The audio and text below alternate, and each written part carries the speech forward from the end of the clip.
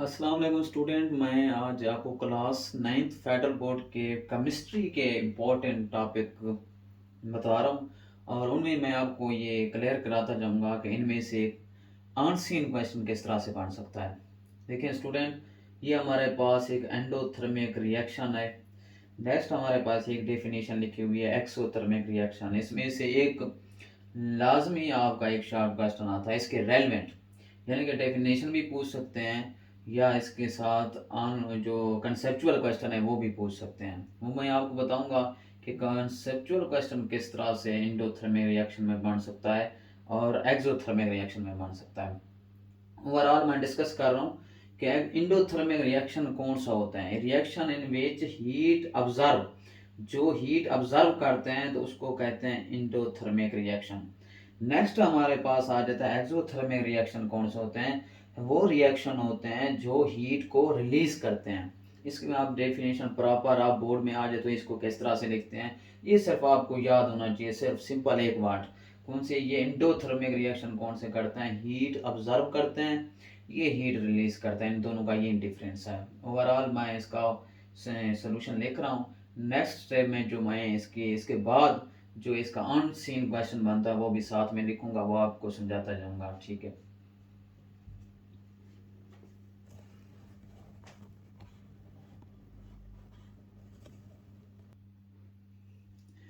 अच्छा स्टूडेंट, मैंने ये डेफिनेशन लिख दी है कि आपके एंडोथर्मिक रिएक्शन कौन से होते हैं। Reaction in which heat is observe is called endothermic reaction. Next हमारे पास डेफिनेशन क्या थी? Exothermic reaction. A reaction in which heat is released is called exothermic reaction. ये आप डेफिनेशन प्रॉपर याद कर लो। इसके बाद मैं अभी नेक्स्ट कंसेप्चुअल क्वेश्चन लिख रहा हूँ जो आपके इसके रेलिवेंट बन सकता है।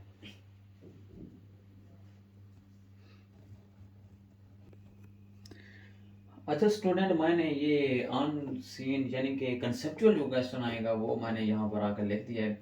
अब हमें देखना होगा कि हमारे पास what type of energy change जब अकरकारी होती है ड्यूरिंग द बॉन्ड ब्रेकिंग।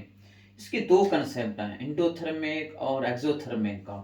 अब इसको क्लियर करें कि अनसीन क्वेश्चन कैसे हो सकता है। एक हमारे पास या तो मेंशन करेंगे बॉन्ड ब्रेकिंग, ठीक है। नेक्स्ट हमारे पास होता है बॉन्ड मेकिंग।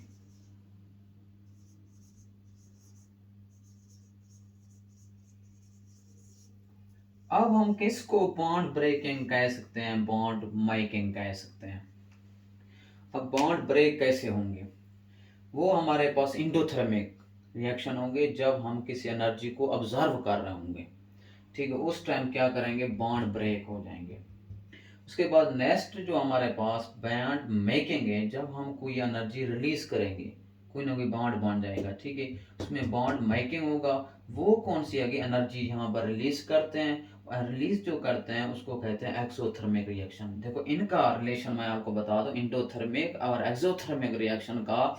इसको क्लियर करते जाएं कि हमारे पास बॉन्ड ब्रेकिंग का जो कंसेप्ट है वो है इसका हमारे पास इंडोथर्मिक रिएक्शन का। बॉन्ड मेकिंग का कौन सा है? दूसरी वाली है, तो उसका दूसरा नाम इसलिए लिखा है कि बॉन्ड हमारे पास मेकिंग का, ये एनर्जी रिलीज करता है, ये एनर्जी ऑब्जर्व करता है। इसके मैं रेलिवेंट लिख लेता हूँ चीज़ें। अभी ये हमारे पास क्वेश्चन कंप्लीट नहीं हुआ, उसको हम कैसे लिखेंगे वो हम लिखते हैं। अब बॉन्ड ब्रेकिंग एंडोथर्मिक रिएक्शन, इसमें क्या होती है? एनर्जी हमारे पास ऑब्जर्व होती है।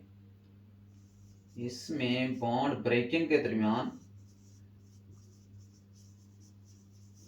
इसमें एनर्जी रिलीज करते हैं। आप इस पैटर्न को याद कर लें क्योंकि आपको भूल जाएगा। बॉन्ड ब्रेकिंग पहले, उसके बाद बॉन्ड मेकिंग बाद में, उसके बाद आपने इंडोथर्मिक रिएक्शन पहले, उसके बाद नेक्स्ट जो कंसेप्ट होगा उसमें एक्सोथर्मिक रिएक्शन। अच्छा, इंडोथर्मिक रिएक्शन क्या करता है? एनर्जी को ऑब्जर्व करता है। तो हमारे पास हीट को, यानी कि हीट को भी ऑब्जर्व करता है, उसका रिलेशन बॉन्ड ब्रेकिंग में आता है। बॉन्ड मेकिंग में क्या होता है? एनर्जी जब हम रिलीज कर रहे होते हैं। तो इसको ओवरऑल हमने यहाँ किया है कि हमारे पास हमें पता चल गया जब बॉन्ड ब्रेकिंग हो रही है तो वो कौन सा रिएक्शन होगा, उसका नेम हमने बताना था। तो हमारे पास बॉन्ड ब्रेकिंग में कौन से आ रही है? इंडोथर्मिक रिएक्शन होगा। फिर रिएक्शन। अब मैं ये लिखता हूँ कि इस पूरे कंप्लीट क्वेश्चन को हमने कैसे सॉल्व आउट करना है, सिर्फ ये कंसेप्ट याद कर लें। अब बॉन्ड ब्रेकिंग का कंसेप्ट आ सकता है, बॉन्ड मेकिंग का कंसेप्ट आ सकता है, और इसके रेलेवेंट जो डेफिनेशन फर्स्ट मैंने लिखी एंडोथर्मिक, और नेक्स्ट उसके बाद एक्सोथर्मिक की डेफिनेशन आ सकती है। और इनमें से ये अनसीन जो कंसेप्चुअल क्वेश्चन बनता था इस तरह का, what type of energy change हुआ कर ड्यूरिंग द बॉन्ड ब्रेकिंग के दरमियान, उसको हम क्या कहते हैं, और उसमें एनर्जी हम क्या कर लेते हैं, ऑब्जर्व कर लेते हैं, उसका नेम क्या है, एंडोथर्मिक रिएक्शन है।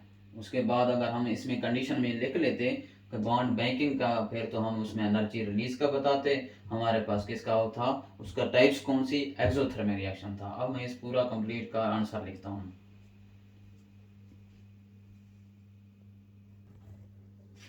अच्छा स्टूडेंट, मैंने ये कंसेप्ट लिख लिया है कि हमारे पास जब ड्यूरिंग द बॉन्ड ब्रेकिंग, यहाँ से लिख लेना है, ये मैंने लिख दिया, एनर्जी इज अब्जॉर्ब होती है उस टाइम।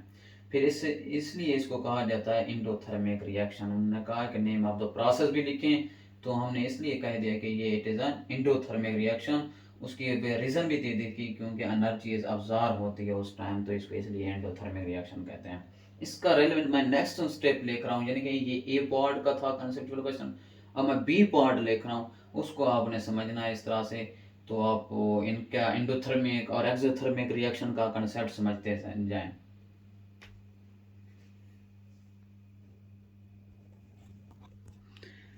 अच्छा स्टूडेंट, हमारे पास नेक्स्ट क्वेश्चन है इसका, write the difference between the.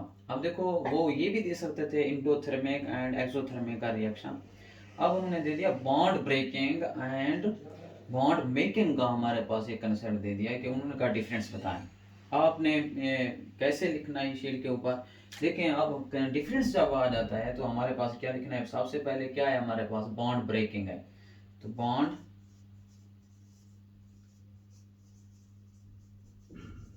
आपने दरमियान में लाइन जरूर लगाया करें। नेक्स्ट हमारे पास कौन सा है, बॉन्ड मेकिंग।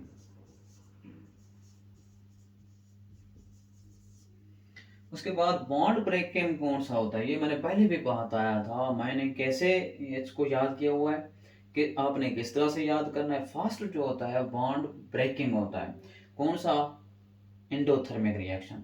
अब इंडोथर्मिक रिएक्शन क्या करता है, energy release, sorry energy absorb करता है। अब क्या करेंगे, बॉन्ड ब्रेकिंग हमारे पास आ गया, इसमें क्या लिखेंगे, इट इज एनर्जी अब्जॉर्ब। इसको मैं लिख लेता हूँ सारा इसका कंप्लीट आंसर। अच्छा स्टूडेंट, मैंने ये लिख दिया है कि एनर्जी बॉन्ड ब्रेकिंग वाला, energy is absorb, it is an endothermic हमारे पास प्रोसेस है। उन्होंने यही कहा था राइट द बॉन्ड डिफरेंस लिखना था, यही डिफरेंस लिख देते। एक आपको क्लियर था कंसेप्ट। बॉन्ड मेकिंग में एनर्जी रिलीज की जाती है, इसको एक्सोथर्मिक रिएक्शन प्रोसेस भी कहते हैं, क्योंकि उन्होंने कहा बॉन्ड मेक चेंज जब हो तो टर्म ऑफ एनर्जी की शेप में, तो बॉन्ड ब्रेकिंग और मेकिंग का कंसेप्ट आता है जब एनर्जी चेंज की जाती है। फिर हम मेकिंग में कौन सा बताते हैं, और ब्रेकिंग में जब बैंड हो रहा है तो उसका क्या नाम है। इसको बॉन्ड ब्रेकिंग हो रही है तो एनर्जी अब्जॉर्ब की जाती है, उस टाइम हमारे पास कौन सा प्रोसेस होता है, एंडोथर्मिक प्रोसेस होता है। बॉन्ड मेकिंग जब हो रही हो तो एनर्जी रिलीज की जाती है, उसको हम कहते हैं तो एक्सोथर्मिक रिएक्शन से, सॉरी ये हमारे पास क्या आंसर है, एक्सोथर्मिक रिएक्शन, एक्सोथर्मिक रिएक्शन। अब हमारे पास एनर्जी अब्जॉर्ब की गई है तो उसको एंडोथर्मिक रिएक्शन, एनर्जी रिलीज की गई है तो उसको एक्सोथर्मिक रिएक्शन कहते हैं। ये आपका कंसेप्ट हमारे पास इंडोथर्मिक रिएक्शन एक्सोथर्मिक रिएक्शन में ये क्लियर हुआ है। तो नेक्स्ट मैं हर एक कंसेप्ट के रेलेवेंट वो मैं आपको मतलब कंसेप्चुअल जो क्वेश्चन आएगा वो भी साथ साथ क्लियर कराता जाऊंगा।